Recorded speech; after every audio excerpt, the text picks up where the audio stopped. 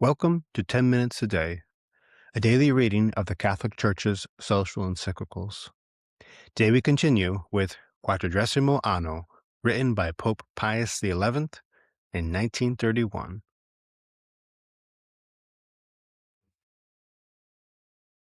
What if socialism has been really so tempered and modified as to the class struggle and private ownership that there is in it no longer anything to be censured on these points?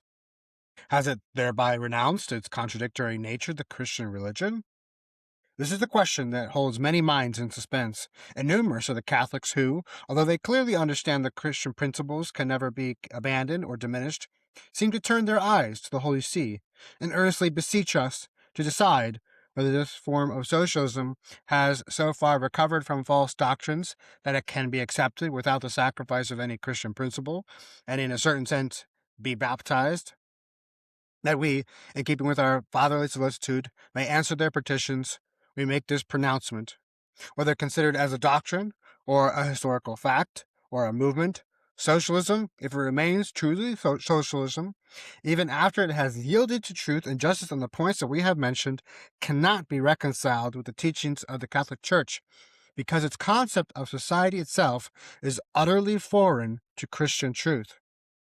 For, according to Christian teaching, man endowed with a social nature is placed on this earth so that by leading a life in society and under an authority ordained of God,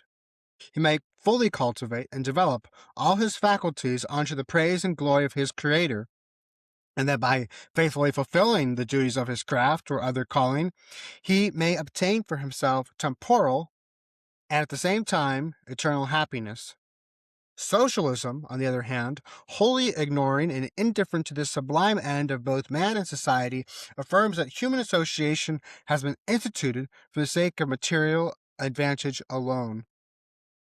Because of the fact that goods are produced more efficiently by a suitable division of labor than by the scattered efforts of individuals, socialists infer that economic activity, only the material ends of which enter into their thinking, ought to be of necessity to be carried on socially. Because of this necessity, they hold that men are obliged, with respect to the producing of goods, to surrender and subject themselves entirely to society. Indeed, possession of the greatest possible supply of things that serve the advantages of this life is considered of such great importance that the higher goods of man, liberty not excepted, must take a secondary place and even be sacrificed to the demands of the most efficient production of goods. This damage to human dignity, undergone in the socialized process of production, will be easily offset, they say, by the abundance of socially produced goods which will pour out in profusion to individuals to be used freely at their pleasure for comforts and cultural development. Society, therefore, as socialism conceives it, can on the one hand neither exist nor be thought of without an obviously excessive use of force. On the other hand, it fosters a liberty no less false, since there is no place in it for true social authority, which rests not on temporal and material advantages, but descends from God alone, the creator and last end of all things. If socialism, like all errors, contains some truth, which moreover the supreme pontiffs have never denied, it is based nevertheless on a theory of human society peculiar to itself and irreconcilable with true Christianity. Religious socialism, Christian socialism are contradictory terms. No one can be at the same time a good Catholic and a true socialist.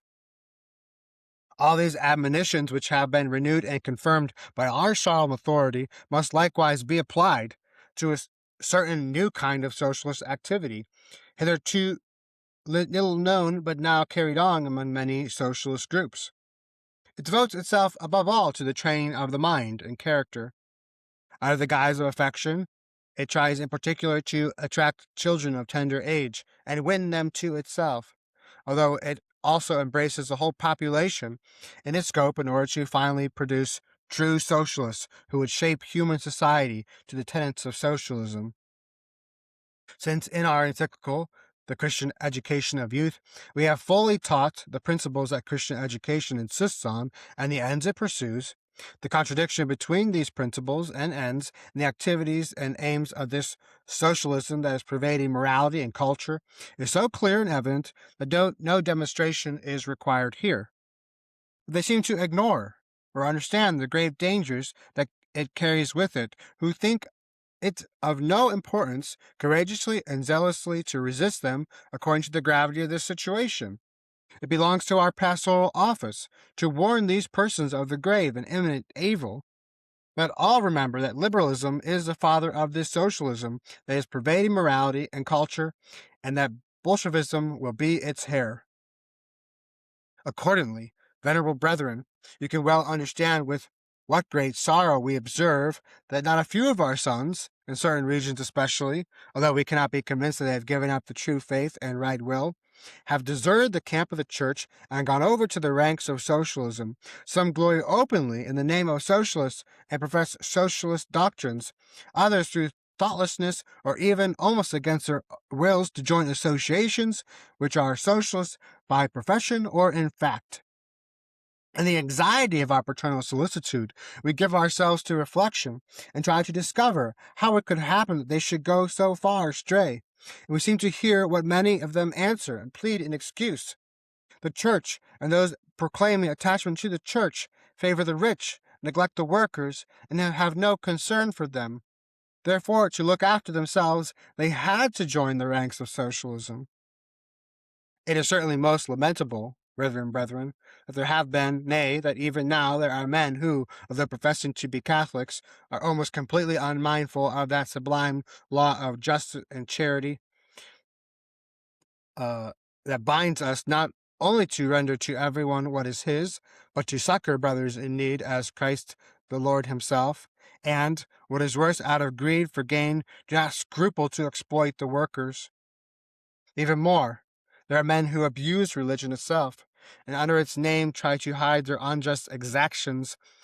in order to protect themselves from the manifestly just demands of the workers. The conduct of such we shall never cease to censure gravely, for they are the reason why the Church could, even though undeservedly, have the appearance of and be charged with taking the part of the rich, and with being quite unmoved by the necessities and hardships of those who have been deprived, as it were, of their natural inheritance. The whole history of the Church plainly demonstrates that such appearances are unfounded, and such charges unjust. The encyclical itself, whose anniversary we are celebrating, is clearest proof that it is the height of injustice to hurl these calumnies and reproaches at the Church and her teaching. Although pained by the injustice and downcast in fatherly sorrow, it is so far from our thought to repulse or disown children who have been miserably deceived and have strayed so far from the truth and salvation that we cannot but invite them, with all possible solicitude, to return to the maternal bosom of the Church. May they lend ready ears to our voice. May they return whence they have left, to the home that is truly their father's. May they stand firm there where their own place is, in the ranks of those who, zealously following the admonitions which Leo promulgated and we have solemnly repeated, are striving to restore society according to the mind of the Church on the firmly established basis of social justice and social charity. And let them be convinced that nowhere, even on earth, can they find full happiness save with him who, being rich, became poor for our sakes, that through his poverty we might become rich, who was poor, and in labors from his youth, who invited himself that all that labor and heavily burdened, that he might refresh them fully in the love of his heart, and who, lastly, without any respect for persons, will require more of them, to whom more has been given, and will render everyone according to his conduct. Yet if we look into the matter more carefully and more thoroughly, we shall clearly perceive that preceding this ardently desired social restoration, there must also be a renewal of the Christian spirit, from which so many immersed in economic life have, far and wide, unhappily fallen away, lest our efforts be wasted and our house be builded not on rock but on shifting sand. And so, venerable brethren and beloved sons, having surveyed the present economic system, we have found it laboring under the gravest of evils. We've also summoned communism and socialism again to judgment, and have found all their forms, even the most modified, to wander far from the precepts of the gospel. Wherefore, to use the words of our predecessor, if human society is to be healed, only a return to Christian life and institutions will heal it.